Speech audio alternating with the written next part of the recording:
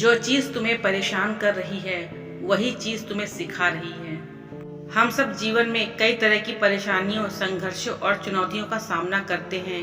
कभी यह मानसिक होता है, कभी भावनात्मक, कभी सामाजिक और कभी आर्थिक। हम ये सोचते हैं कि ये परेशानियां हमारे जीवन को खराब कर रही हैं, लेकिन अगर हम इन पर गहराई से विचार करें तो हम पाएंगे कि इन्हीं परेशानियों के बीच हमारे भीतर सीखने की सबसे गहरी संभावनाएं छिपी होती हैं। यह वाक्य, जो चीज़ तुम्हें परेशान कर रही है वही चीज़ तुम्हें सिखा रही है, केवल एक भावनात्मक सांत्वना नहीं है, बल्कि यह जीवन का एक ठोस और सशक्त सत्य है। पहला, परेशानियां जीवन की अनिवार्य सच्चाई। परेशानियां जीवन का हिस्सा है। कोई भी इंसान ऐसा नहीं है जो इनसे बचा हो।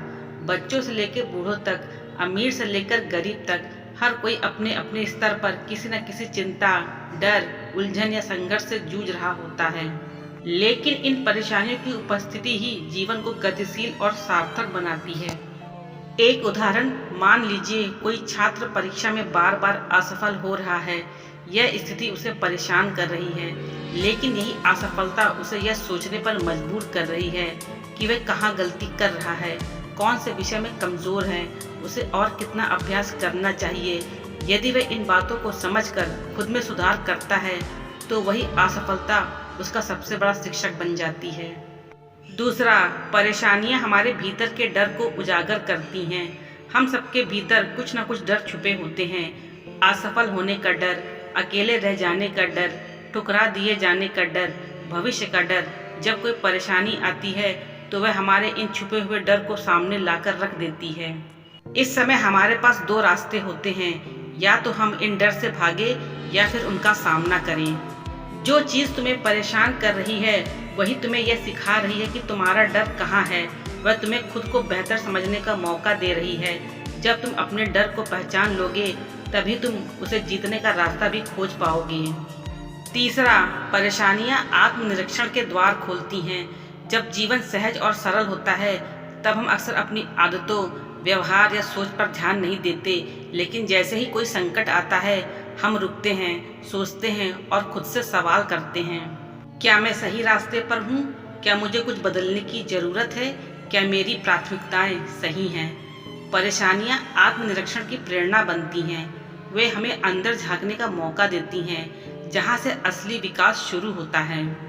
चौथा, परेशानियां सहन शक्ति और धैर्य का पाठ पढ़ाती हैं। कठिन परिस्थितियां हमें तोड़ने के लिए नहीं आती, वे हमें मजबूत बनाने आती हैं।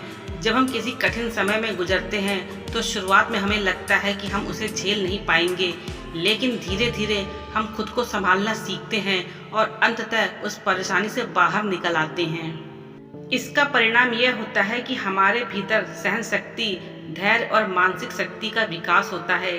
अगली बार जब कोई और मुश्किल आती है तो हम ज़्यादा आत्मविश्वास और समझदारी के साथ उसका सामना करते हैं। पांचवा, रिश्तों की असलियत परेशानियों में सामने आती है। जब सब कुछ अच्छा चल रहा होता है तब हमारे आसपास कई लोग होते हैं, लेकिन जब कोई परेशानी आती है तभी असली चेहरे सामने आते हैं। कौन हमारा सच्चा साथी है, कौन सिर्फ मतलब के लिए हमारे साथ था। यह सीख भी परेशानियों के कारण मिलती है। वे हमें रिश्तों की परख करना सिखाती है, हमें यह समझने का मौका देती है कि किस पर भरोसा किया जा सकता है और किस पर नहीं। छठा, परेशानियां बदलाव की प्रेरक शक्ति होती हैं। कई बार हम एक ही स्थिति में फंसे रहते हैं, चाहे वह नौकरी हो, रिश्ता हो या सोच का कोई ढांचा। हमें यह एहसास नहीं होता कि हमें बदलने की ज़रूरत है, क्योंकि सब कुछ समान लगता है। लेकिन जब कोई परेशानी आती है तब वह हमें मजबूर करती है कि हम खुद को, अपनी सोच या अपने हालात को बदलें।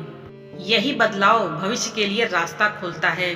बहुत से लोग किसी मुश्किल समय के बाद ही अपनी ज़िंदगी की सबसे बड़ी सफलताएं हासिल करते हैं, क्योंकि उन्होंने परेशानियों को बदलाव का अवसर बना लिया।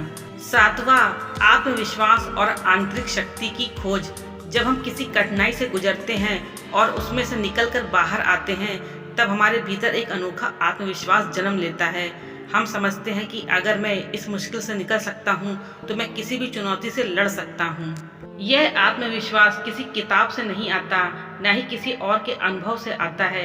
यह केवल आपकी अपनी परेशानियों से लड़ने और उसे पार करने से आता है। और यह आत्मविश्वास जीवन भर आपके साथ रहता है। 8वां, आध्यात्मिक विकास की दिशा में कदम। परेशानियां इंसान को सतही जीवन से उठाकर गहराई में ले आती हैं। जब हम बार बार टूटते हैं और हर बाहरी सहारे से निराश हो जाते हैं, तब हम ईश्वर, ब्रह्मांड, आत्मा या किसी उच्च शक्ति की ओर देखना शुरू करते हैं। यही वह मोड़ होता है जब हमारा आध्यात्मिक जागरण शुरू होता है। इसलिए कई महान संतों और विचारकों ने कहा है कि दुख ईश्वर का आशीर्वाद है। वह हमें सतही जीवन से खींचकर भीतर की यात्रा पर ले जाता है। 9वां, कृतज्ञता का भाव विकसित होता है। जब हम किसी परेशानी से गुजरते हैं और फिर उससे बाहर निकलते हैं, तब हमें यह एहसास होता है कि जीवन की छोटी छोटी खुशियाँ कितनी मूल्यवान हैं। जब बीमारी से निकलते हैं, तब स्वास्थ्य की अहमियत समझ में आती है। जब अकेलेपन से बाहर आते हैं, तब अपने लोगों की कीमत समझ आती है। जब आर्थिक संकट से उबरते हैं, तब छोटी छोटी सुविधाओं के लिए भी आभार उत्पन्न होता है। इस प्रकार परेशानियां हमें कृतज्ञ बनना सिखाती हैं। परेशानियां गुरु होती हैं। इस विस्तृत विश्लेषण के बाद हम निश्चित रूप से कह सकते हैं कि जो चीज़ हमें परेशान कर रही है, वही हमें सिखा रही है। यह हमारे सोचने, समझने, महसूस करने और कार्य करने के तरीकों को बदल देती है। यह हमें सच्चा इंसान, सच्चा कर्मयोगी और कभी कभी एक आध्यात्मिक यात्री बना देती है। तो अगली बार जब कोई परेशानी आए तो डरिए मत, उसका स्वागत कीजिए, उससे पूछिए, तू मुझे क्या सिखाना चाहती है। आप पाएंगे कि वह परेशानी आपको किसी नई दिशा में ले जा रही है, जहां आप पहले कभी नहीं गए थे, लेकिन जहां आपको जाना ही था। आपका अनुभव ही आपका शिक्षक है और हर परेशानी अनुभव का नया पन्ना है।